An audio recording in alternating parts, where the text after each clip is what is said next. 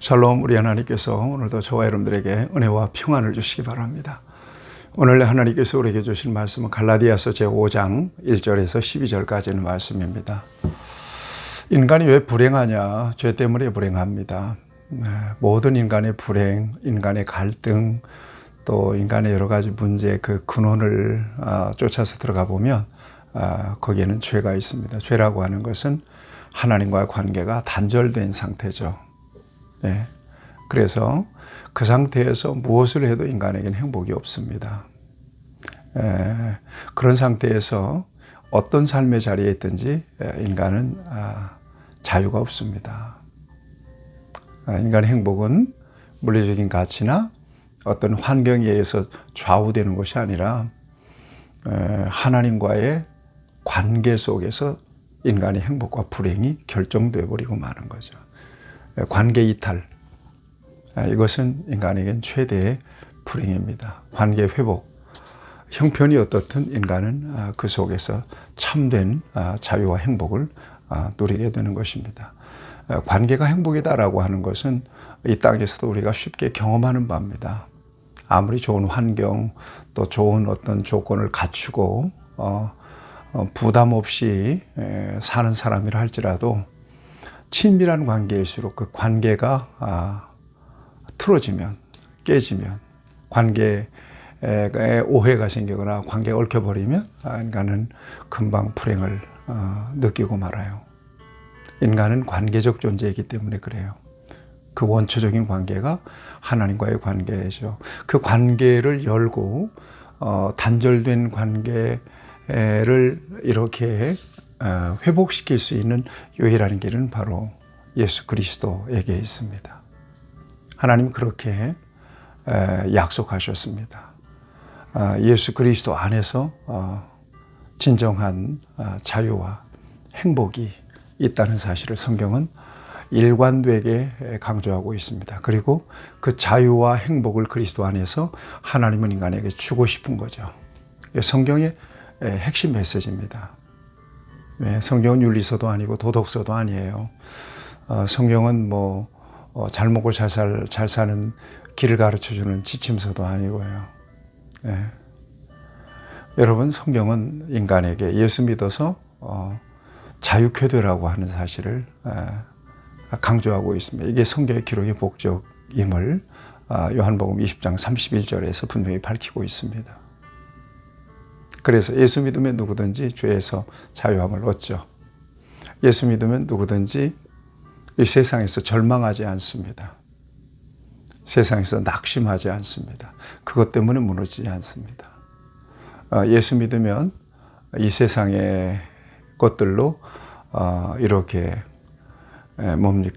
지나치게 욕심을 부리고 또 안주하고 만족하려고 하지도 않습니다.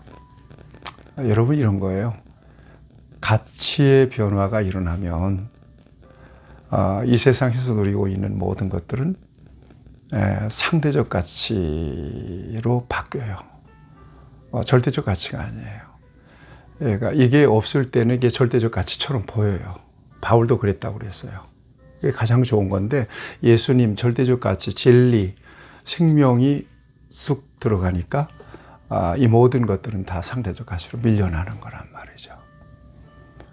그리스도인들은 가치 우선순위, 삶의 우선순위를 그래서 진리에 두고 복음에 두고 영원한 하나님 나라에 두고 살아가는 사람들입니다. 그래서 항상 기뻐하고 범사에 감사할 수가 있는 거예요. 그것 때문에. 병원에 있더라도 감사할 수 있어요. 가난하게 살더라도 기뻐할 수 있는 거예요. 이것은 이 세상이 주는 기쁨이 아니라 영적인 기쁨이에요. 하나님께서 우리에게 주신 관계 속에서 흘러오는 기쁨이에요. 누구도 막을 수가 없죠. 갈라디아 교인들이 바울로부터 이런 자유를 얻게 되었어요. 복음 안에서. 그런데 율법주의자들, 거짓 교사들이 들어와 가지고 다시 율법의 굴레로 갈라디아 교인들을 꽁꽁 묶는 겁니다. 다시 복음 안에서 벗겨냈던 멍에를 율법의 멍에로 다시 이렇게 지우려고 하는 이런 상황 속에서 바울은 분개하지 않을 수가 없는 거고요. 이런 메시지를 분별 없이 받아들이는, 그래서 일희일비하고 이렇게 복음에 대한 신앙을 붙잡지 못하고 흔들리는 갈라디아 교인들이, 어리석은 갈라디아 사람들아, 이렇게 어리석으냐? 분별력 없는 갈라디아 교인들을 향하여 이렇게 꾸짖고 있는 거죠. 여러분, 저와 여러분들도 마찬가지죠. 한 번 예수님은 영원한 예수님이세요. 예수님 안에서 한 번 구원은 하나님께서 저와 여러분들을 버리지 않고 성령 안에서 관리하셔서 구원에 이르게 하신다는 믿음을 분명히 가져야 돼요. 이게 성도의 견인이에요. 방황도 있을 수 있고요. 또 교회를 잠시 떠날 수도 있어요. 그렇다고 해서 하나님은 저와 여러분 택한 자들을 버리느냐? 그렇지 않다고 저는 믿습니다. 로마서 8장, 하나님의 사랑에서 끊을 수 없으리라. 예수님께서 내 손에서 너희를 빼앗을 자가 없다, 분명히 말씀하고 계시지 않습니까? 그래서 그리스도 안에서 참된 자유와 평안을 누리면서 살아가는 저와 여러분들이 되어야 하는데요. 오늘 본문 말씀은 자꾸 율법에 쌓인 표식인 할례에 대해서 언급하고 강조하는 그들은 벗겼던 멍에를 다시 매게 하는 일로 비유합니다. 그래서 2절에 보면 보라나 바울은 너희에게 말하노니 너희가 만일 할례를 받으면 그리스도께서 너희에게 아무 유익이 없으리라. 예수 믿는 것이 무슨 관련이느냐? 할례를 너희가 만약에 받아버리면 예수님 율법의 완성인데 예수 믿을 필요가 뭐가 있느냐는 거예요. 예수를 믿었다면 그것으로 율법의 완성이죠. 여기 보면 그렇게 말씀하고 있습니다. 율법 안에서 의롭다함을 얻으려 하는 너희는 그리스도에게서 끊어지고 은혜에서 떨어진 자로다. 이렇게 극단적인 얘기를 해요. 너희가 정말 율법으로 인하여 의롭다함을 얻는다고 생각한다면 너희들은 예수님 만나지 않은 사람들이다. 거듭난 것 같았지만 거듭나지 않은 사람들이다 라고 이렇게 얘기하고 있는 거죠. 그러면서 5절, 6절 말씀, 중요한 말씀입니다. 우리가 성령으로 믿음을 따라 의의 소망을 기다리노니, 성령으로 믿음을 따라 그리스도 예수 안에서는 할례나 무할례나 효력이 없으되 사랑으로서 역사하는 믿음뿐이니라 그랬어요. 성령으로 말미암은 믿음, 사랑으로 역사하는 믿음, 실천적인 믿음이죠. 이 믿음이 진정한 구원의 사인이라는 거예요. 구원의 조건이라는 거예요. 율법의 행위가 아니라고 말씀하고 있는 거예요.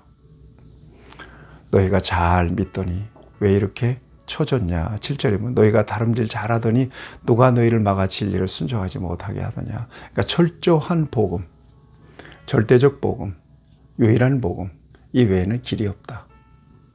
이 외에는 진리가 아니다. 이렇게 강조하고 있는 것입니다. 적은 누룩이 온 동이에 퍼지느니라. 누룩 아시잖아요. 이스트. 온 동이에 퍼졌다는 거예요. 지금 이게 갈라디아 교회의 상황을 보여주고 있는 거예요. 쓴뿌리가 온 거예요. 임한 거예요. 이게 온 갈라디아 교회를 다 덮어버리고 만 거예요.